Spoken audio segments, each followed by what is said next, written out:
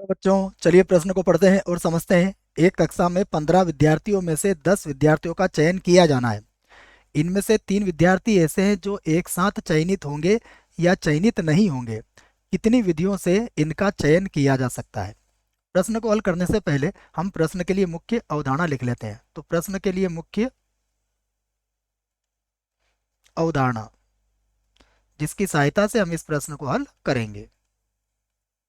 तो मुख्य अवधारणा में हम एक सूत्र लिखेंगे और इसी की सहायता यहाँ पर हम लेंगे। सूत्र है हमारे पास एनसीआर का।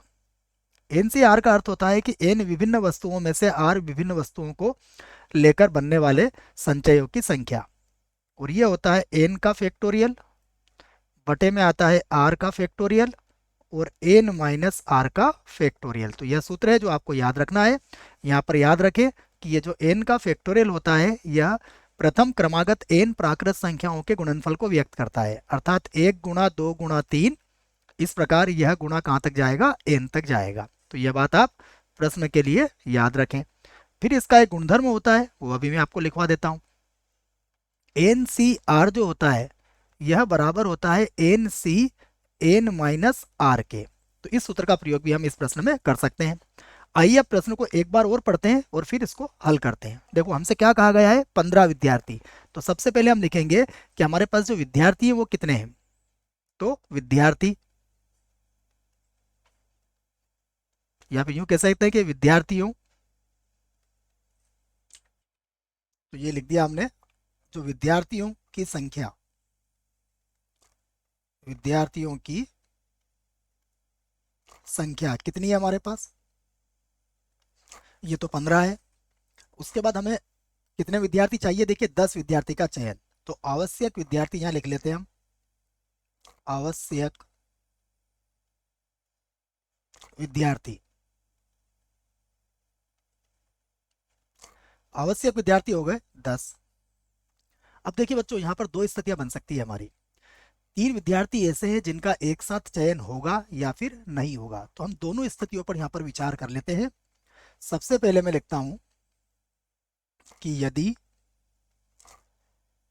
3 विद्यार्थी, 3 विद्यार्थी जैसा कि प्रश्न में कहा गया है उसी बात को हम कहेंगे कि यदि 3 विद्यार्थी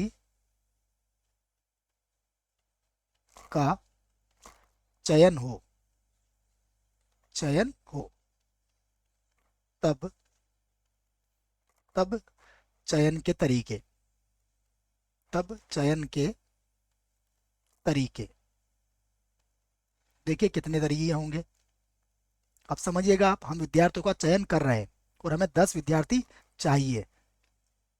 तो सबसे पहले तो हम उन 3 विद्यार्थियों में से 3 विद्यार्थियों का चयन कर लेंगे। अब हमें कितने विद्यार्थियों की आवश्यकता पड़ेगी? केवल 7। अब टोटल या कुल विद्यार्थी कितने थे? 15। तो 15 में से 3 विद्यार्थी तो हमने सीधे ही ले लिए हैं। अब बचे हमारे पास 12 विद्यार्थी। तो 12 में से कितने विद्यार्थियों का चयन किया जाएगा? मात्र 7 विद्यार्थी होगा, क्योंकि 3 विद्यार्थी हम पहले से ही ले चुके हैं। तो ये हमारी पहली स्थिति हो गई। इसको हल कर लीजिए। 3C 3 का मान तो 1 होता है। 12C 7, ये होगा 12C 5 के बराबर। ये सूत्र मैंने आपको इसके लिए लिखवा दिया है। अब हम इसे हल कर लेते हैं। तो 12C 5 को हम या तो सूत्र से हल करें या फिर हम इसके लिए सीधा तरीका भी अपना सकते हैं। अगर 12C 5 है तो हम 12 को 5 बार घटते क्रम में लिखेंगे। तो 12 गुणा 11 गुणा 10 गुणा 9 और गुणा आ जाएगा 8। उसके बाद बटा 5 का फैक्टोरियल खोलेंगे तो 5 गुणा 4 गुणा 3 गुणा 2 गुणा 1। और अब अगर कुछ कट रहा है तो हम उसे काट लेते हैं। तो पहले देखिएगा आप, सबसे पहले हम काटेंगे 4 गुणा 2 8 से। 8 को काट देता हूँ बच्चों में यहाँ पर। उसके बाद 3 से यह कट जाएगा 3 बार। उसके बाद 5 के पहाड़े से मैं 10 को काट देता हूँ 2 बार और इनका हम गुणा कर लेते हैं। देखो, तो सबसे पहले तो हम कर लेते हैं यहाँ पर 3 का 2 से गुणा करेंगे तो ये 6 हो जाएगा, और 6 का 11 से गुणा करेंगे तो ये हो जाएगा 12 और गुणा ये हो जाएगा 66। इसका फिर गुणा कर लेते तो 12 का बड़ा 6 बार बोलेंगे बच्चों तो 72 के 2 आ जाएंगे। फिर बोलेंगे तो 72 और 7 हो जाएगा 79। इसको हम समीकरण 1 बना लेते हैं। और अब हम लिखते हैं कि यदि यदि तीन विद्यार्थी का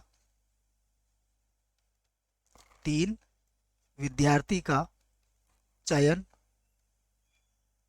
नहीं किया जाए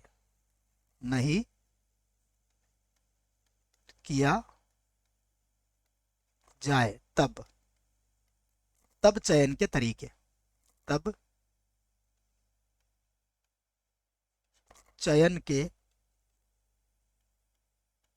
तरीके देखो, इस स्थिति में चयन के तरीके क्या होंगे, अब फिर समझिएगा आप। तीन विद्यार्थियों का चयन हमें नहीं करना है।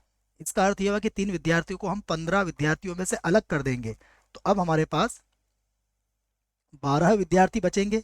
और 12 विद्यार्थियों में से हमें कितने विद्यार्थियों का चयन करना पड़ेगा, 10, क्योंकि 10 हमें चाहिए। तो ये हमारे पास 12C10 हो गया। 12C10 को हम सूत्र से क्या लिख सकते हैं, इसको लिख सकते हैं 12C, और 12 में से 10 जाएगा तो 2। और इसको हल करने का तरीका क्या है, या तो सूत्र लगाइए, या फिर अगर नीचे ये 2 लिखा है तो इसको 12 को 2 बार घटते क्रम में लिखिए। 12 गुणा 11 और 2 का फैक्टोरियल हल कर दीजिए। अब जैसे आप 2 से 12 को काटोगे तो ये बन जाएगा हमारा 66। इसे बना देंगे हम समीकरण 2। तो अब हम दोनों ही स्थिति को जोड़ लेते हैं और कुल तरीके हमारे निकल आएंगे। तो यहां से लिख देता हूं मैं, अतः चयन के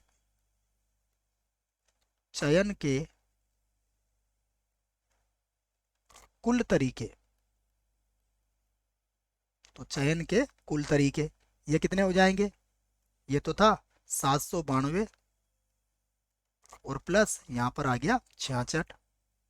अब हम इन दोनों को जोड़ लेते हैं। देखो, तो 6 और 2 हो जाएगा 8, 9 और 6 हो जाएगा 15, एक बचेगा तो 7 और 1 8 हो जाएगा बच्चों।